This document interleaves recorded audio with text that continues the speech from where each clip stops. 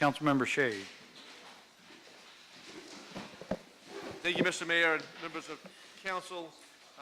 The Public Safety Committee met on Thursday, January 18th at 4 o'clock. The information I'm giving you is just for information purposes only. At this time, no action is required. We got an update from the Turning Leaf Project. Amy Branch sent her pitch hitter, Joe McGrew. We just approved $85,000 appropriations for this project.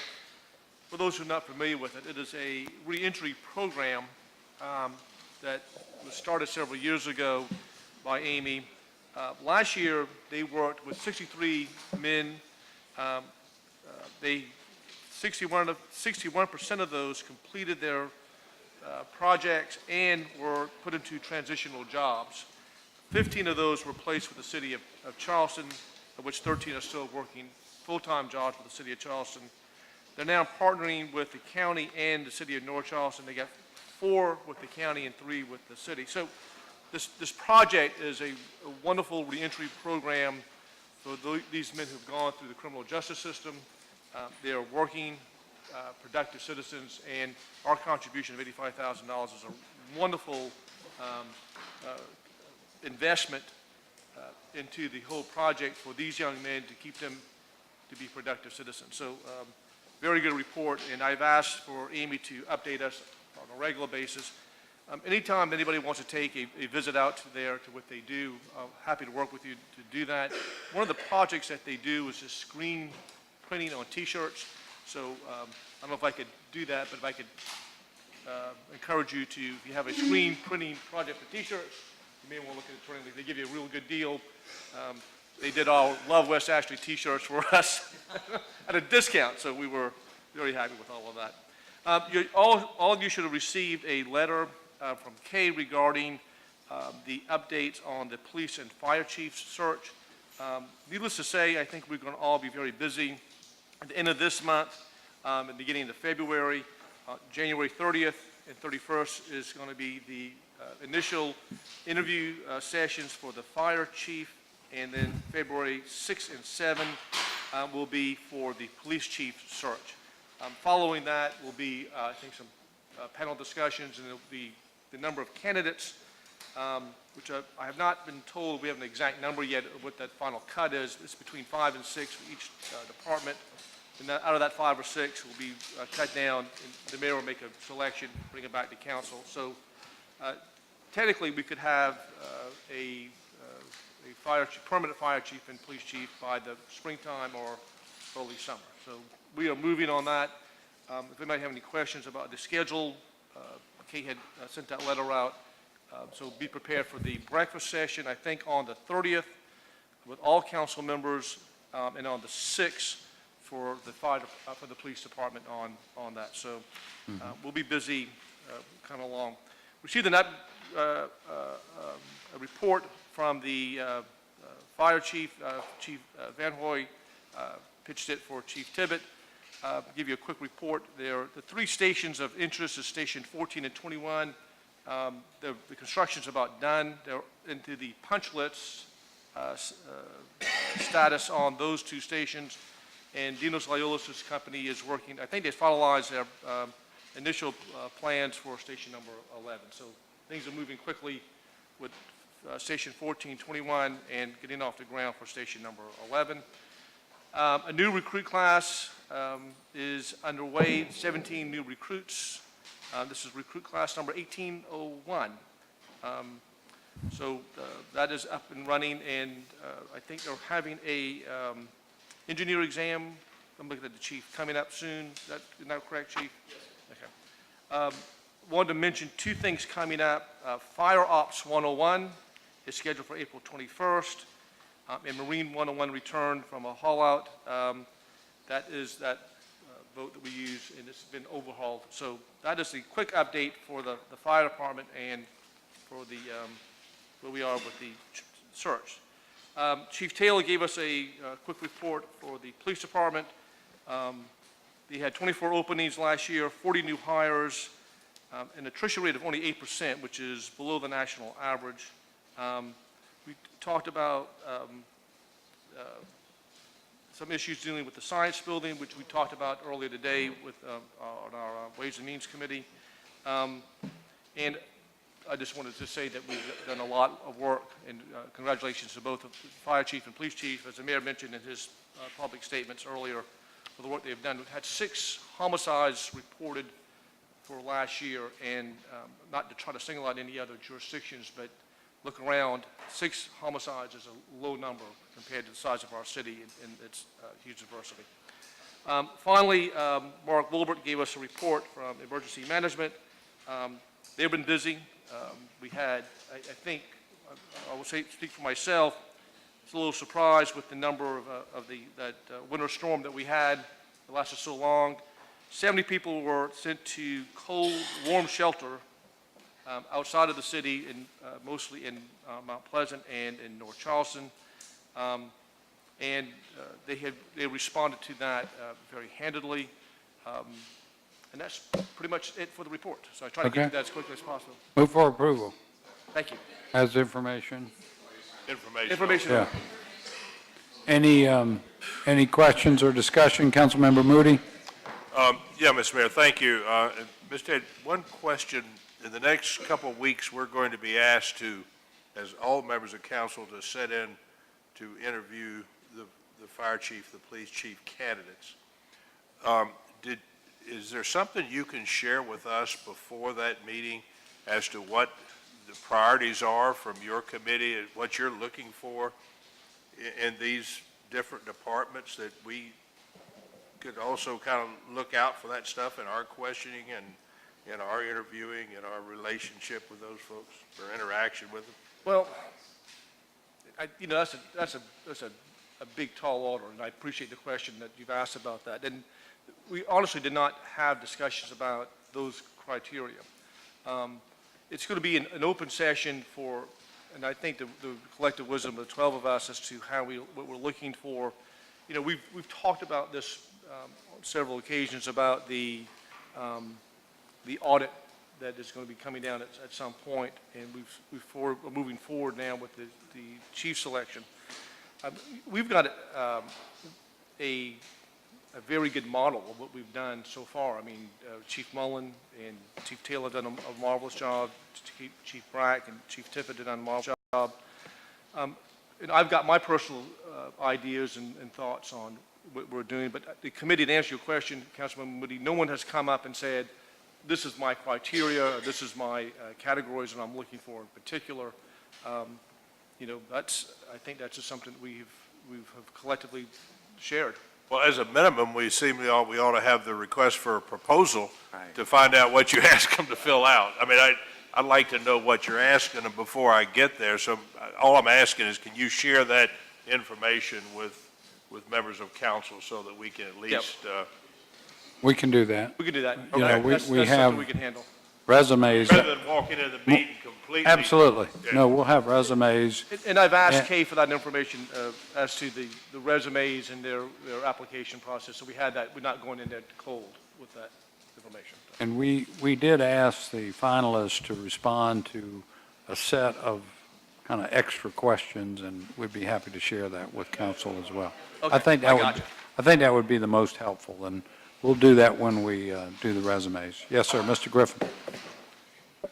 Mr. Mayor, can you expand on whether is it 5 or 6 finalists? Do you know for sure? Well, we had 5, I believe, but I think on the fire side that maybe 1 dropped out. But Susan might. I think we're still finalizing that list. We hope to have all of the finalists notified and make sure that they're ready to continue in the process. Fire by the end of this week and police by the following week. Right. But as the mayor said, we intend to share background information, resumes, professional resumes, and other materials with all of you prior to the Tuesday breakfast meeting. And what the plan is that'll be a public meeting, but then council will go into executive session and be able to, excuse me, let me step back. The candidates will have a few minutes to talk. Generally, to all of the council members, it'll be a public meeting. Then we'll go into executive session, and in the executive session, you'll be able to ask candidates individual questions. They'll be coming in one by one. That's the plan at this point. All right. So if there's no other discussion on public safety, we'll move on to Committee on Recreation. Councilmember Gregory? Yes, Mr. Mayor, and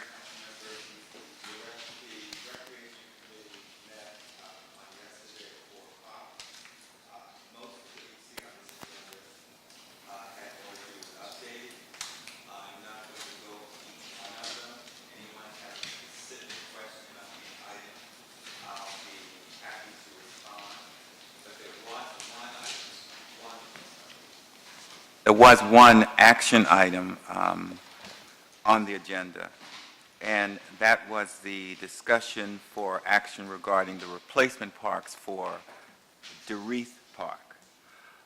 And we were provided with three suggestions.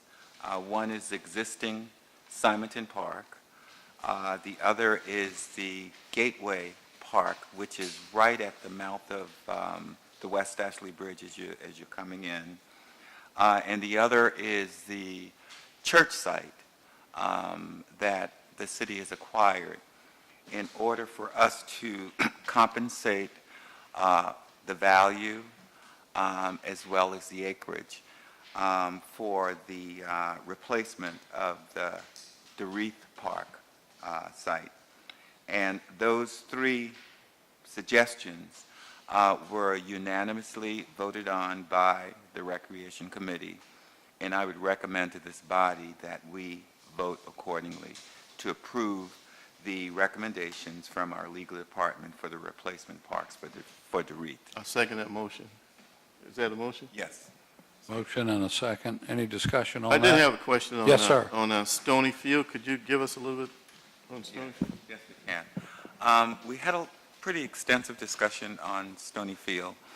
As most of you know, we've probably got about 1.2 million set aside for Stony, which is not nearly enough to be able to complete that project. We are going to continue discussions with the College of Charleston, who seems to have some interest, as well as the Convention Bureau that has some interest, and we're going to revisit talking to the Citadel since the administration has changed, and perhaps their position in participating in the funding of the track field would change, and perhaps they could potentially be another funder. All right. Any other questions or discussion? All in favor of the motion regarding DeReef Park, please say aye. Aye. Any opposed? The ayes have it. So next is our Committee on Public Works and Utilities. For approval? Councilmember Waring, we have a move for approval and a second. Any discussion? All in favor, please say aye. Aye. Any opposed? The ayes have it. Committee on Ways and Means, Councilmember White.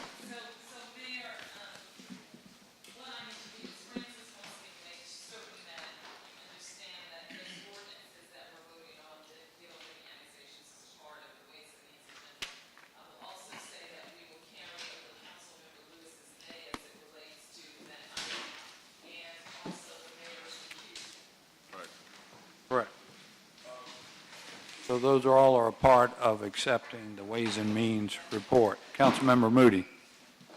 I mean, I realize Mr. Lewis, Councilmember Lewis is not here. I'm not sure, is that a violation of the rules? He cannot vote unless he's present? I mean, I understand. He's not voting. I'm carrying over the vote that he took as it related to Ways and Means. That would be part of the Ways and Means record. Yes, Okay. yes. But we're going to vote on the Ways and Means, so he will not have a vote on this. That'll just be part of the Ways and Means record. Correct. I just wanted to be sure we were following the rules. Just part of what he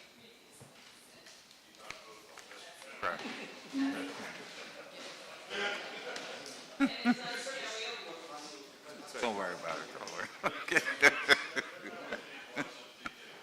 And he was properly excused.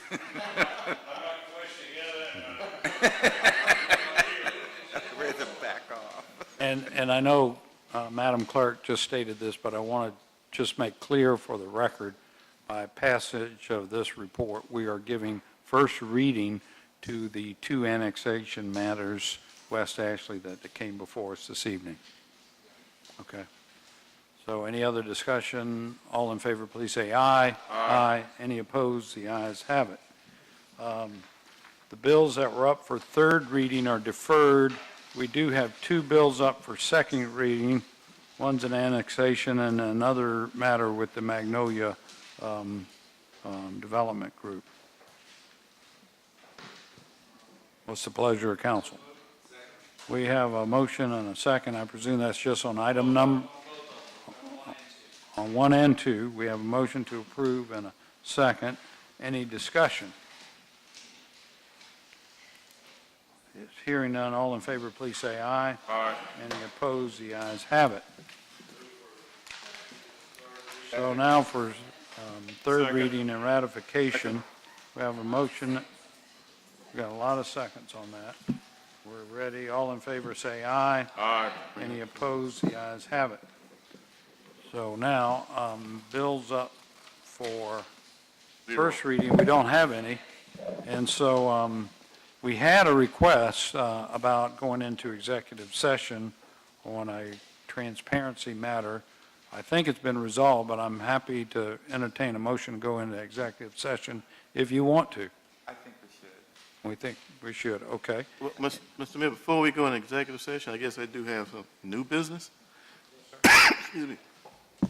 Ms. Zimmerman, who came up from Shoreham Drive and spoke about the being turned down by FEMA on the Irma event, I actually have a person in my district, and as a matter of fact, her husband is one of our first responders. I don't know how many citizens we have in the category. I was a bit miffed at FEMA, paying for Matthew, paying for the 100 or 1,000-year flooding event, and now, not FEMA, I mean the flood insurance, and now not paying for Irma. So I really do think we need to look in and see if we can render any help to these citizens who are trying to fight the National Flood Insurance Program by themselves. I saw the particular house in my district that was flooded with about 2 feet of water, and sheetrock and all torn out, put out to the streets, and they've been denied coverage for this third event in 3 years. And it sounded like this lady and Ms. Zimmerman, who presented and gave us this letter here, it sounded very familiar when she explained her case. So, trying to fight the National Flood Insurance by yourself, if there's anything we can do as a city to help facilitate that, to me, it seems like the South Carolina Department of Insurance should get involved with that, because obviously that was an act of God and not of their own doing. Councilmember Jackson. Mr. Waring, yes, I would second your concerns about if this seems to be a pattern or a trend that we could enter into. I do want to say that in the case of this neighborhood, that Senator Sandy Sen in particular has been responsive about this problem. It was sort of, I guess, in transition as far as local elected leadership. So I am just finding out about the details of these challenges for the residents. But Senator Sen has carried this ball to Senator Tim Scott's office, and they are in the process of trying to locate the right decision makers for FEMA that could sort of, clear away a lot of the red tape and at least start to address what seems to be needing to maybe to be exceptions to their normal processing. So I do think that as much as the city can cooperate and support and champion whatever, we need to be doing to get attention, but it's not like they're just crying in the wilderness at this point in time. Well, Thank you. thank you, but that being said, we will huddle up again over this matter. I think we've tried to address it before, but not to the residents' satisfaction, obviously. Curious, how many citizens do we have that's been turned down by the National Flood Program? How many, do we have any other people out there suffering in silence? Well, we wouldn't know unless they came forward to tell us. Yeah. We need to put something out there on our website asking if anybody's been turned down by the National Flood Insurance program, that you have flood insurance on your house, get in contact with the city. I think we should do that. Anyway, I just think We'll huddle up If we- and take a look at it. Yes, sir. Okay. So before we go in executive session, just so we clear the deck here, and when we come back, I'll just let everyone know, don't expect us to take any action or to have any further business. So this will, for the public here, this will be the end of the meeting. Our next regular meeting is going to be West Ashley at the schoolhouse at 5 o'clock. And then I wanted to ask council if y'all would mind if the next meeting, we meet on the Monday rather than Tuesday.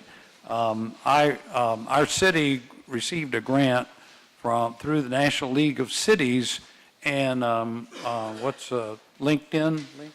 LinkedIn, folks, it's a workforce development initiative that's shared by Trident Tech and the city and who else? One other person. And they claim a mandatory meeting that the mayor has to attend, and it's on that Tuesday and Wednesday out of town. And so if I'm going to attend that meeting, I can't be here. So I'd, February 26th. That's a Monday. Is everyone, as far as y'all know, okay to meet on that Monday? Because that would help me be able to make that meeting. Yeah, the 13th, the meeting on the 13th is at the schoolhouse. I'm fine with that, Mr. Mayor. What I would like, Councilmember Waring. back to that issue with the people being turned down, can we put that on as an agenda item and maybe get some feedback on that at the next Sure. meeting? Thank you. Absolutely. Yes, sir. So do I hear a motion for us to go into executive session? So moved. A second. And all in favor say aye. Aye. Any opposed? So we're going to go in executive session. I think since probably everybody's going to leave, we'll just stay right here.